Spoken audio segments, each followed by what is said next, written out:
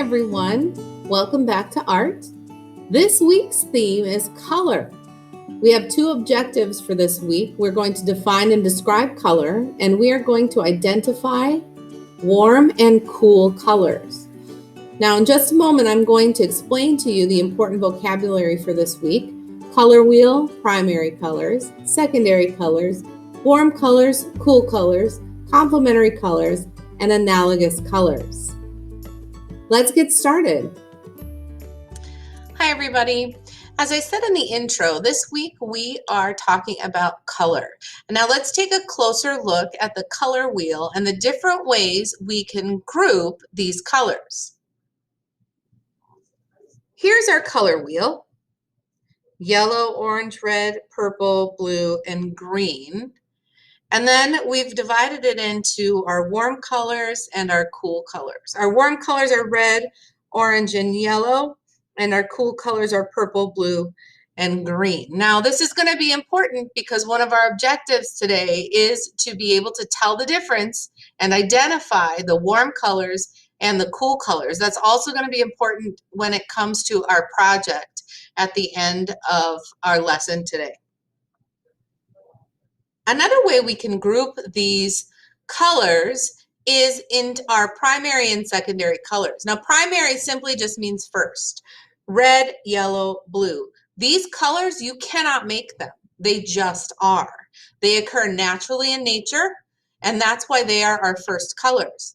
We got our secondary colors when we mix two primary colors together. Two, second. So that's your clue. Primary plus primary equals secondary. It's kind of like 1 + 1 = 2.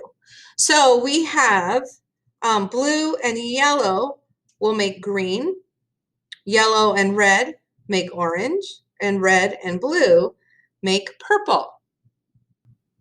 The last way we group colors is complementary colors and analogous colors. Complementary colors are colors that make the other color look good. For example, we've got purple and yellow. Now, I always like to think of sports teams. Can you think of the teams that have jerseys or uniforms that are purple and yellow? Now, if you ask Mr. Gebby, he would say the Minnesota Vikings, of course.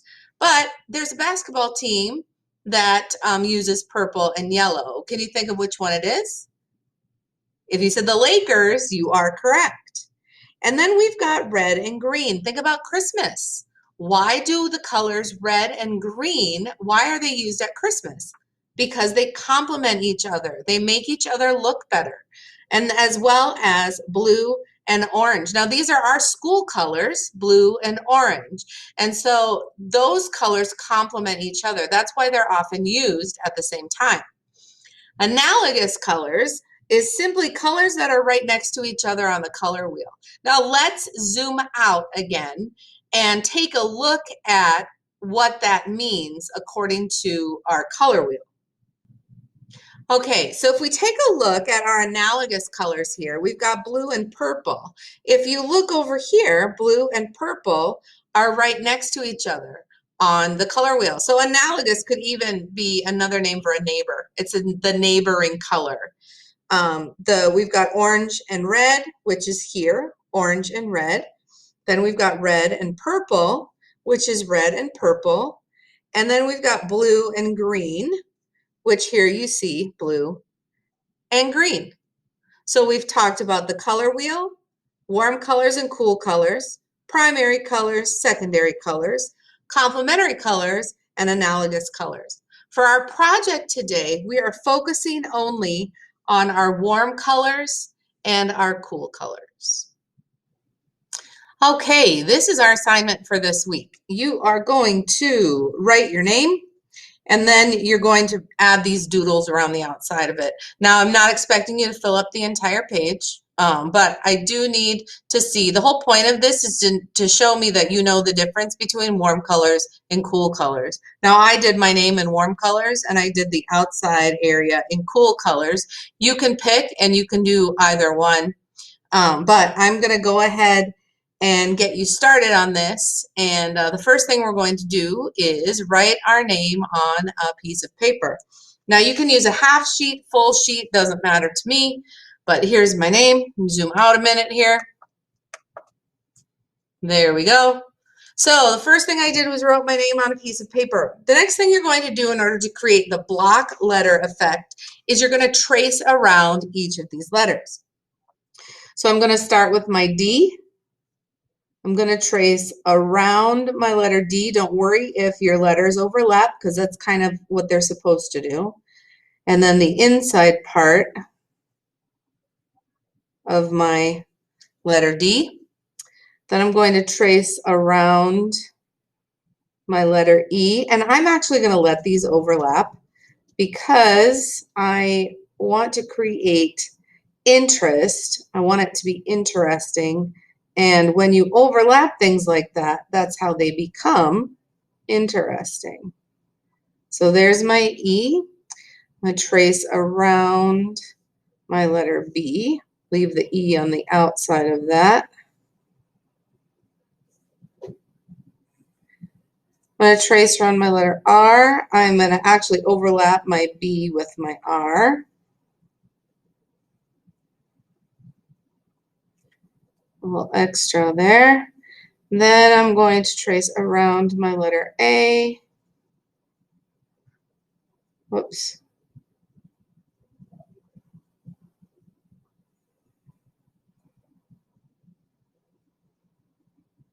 And there's my letter A. Just like that. Oops, I forgot a spot. One thing about block letters, especially like the B's, the D's, the lowercase, any lowercase letter that's got a stem, you want to try to make this stem be even all the way down. So I'm actually fixing this B right here. And that is more like it. Okay, now just like we did in the geometric project, I am going to erase the lines that I don't want to outline. So all of these inside lines, I'm going to erase those. I don't want those. My E is going to overlap my D, so I'm going to erase that because the E is going to be in front. Same thing, it's going to be in front of the B as well. I'm going to erase these lines that I don't need. I'm actually going to put the, I don't know, what do you think? Yep, I'm going to put the R in front of the B. And I'm going to change this a little bit because I want the R and the A to overlap. So I'm just going to make this a little bit thicker. Again, here's the stem. I want to make sure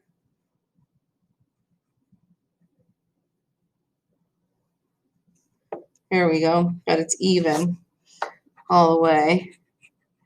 Erase the inside of my A. All right, and there we go. Now I can go ahead and outline this with my Sharpie.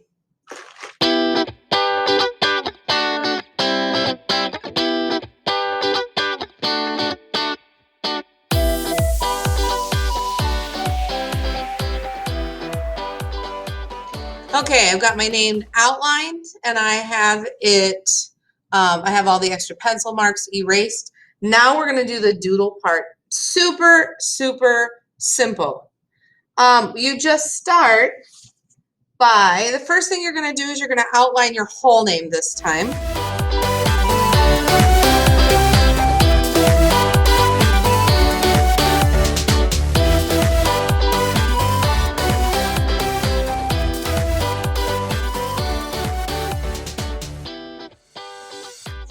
All right, now all of this becomes either your warm or your cool colors. Now, if you saw on the example that I showed you, I actually went in and kind of added some detail on the inside. If you want to do that, you can. It's not necessary. It's really up to you, whatever you'd like to do. I'm just going to erase these lines really quick, these extra lines, and then we'll get going on the doodles. Now, I am not going to use pencil anymore. I'm going to switch to a fine point Sharpie, which I'm going to use, there it is. I'm going to use my fine point Sharpie. And the first thing I'm going to do is I'm just going to start drawing little bubbles around the outside of my name. One place that I think are really cool is all the corners. So I'm going to start with the corners.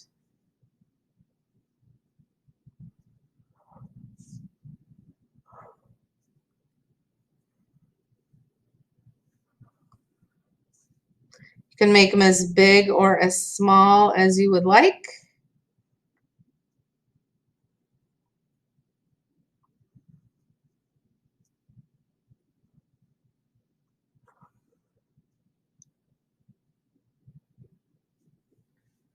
And right there. Okay, so I've got my first set of bubbles, and now I'm going to go back and I am going to add to them, kind of like you're adding petals to a flower.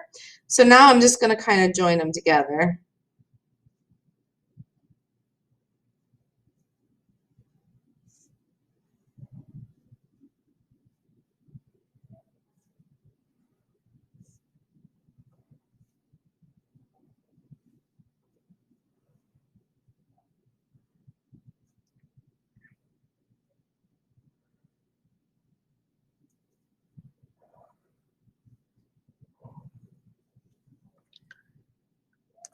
And that's it.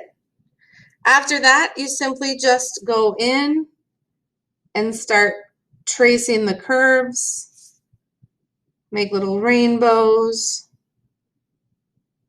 however you want to describe it.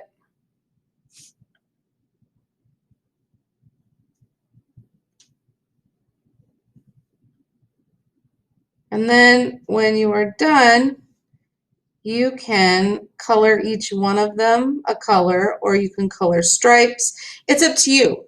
The main point of this project is that you color the one thing your warm colors and color the other thing the cool colors. So if your name is warm, then the bubbles have to be cool. If your name is cool, then the bubbles have to be warm.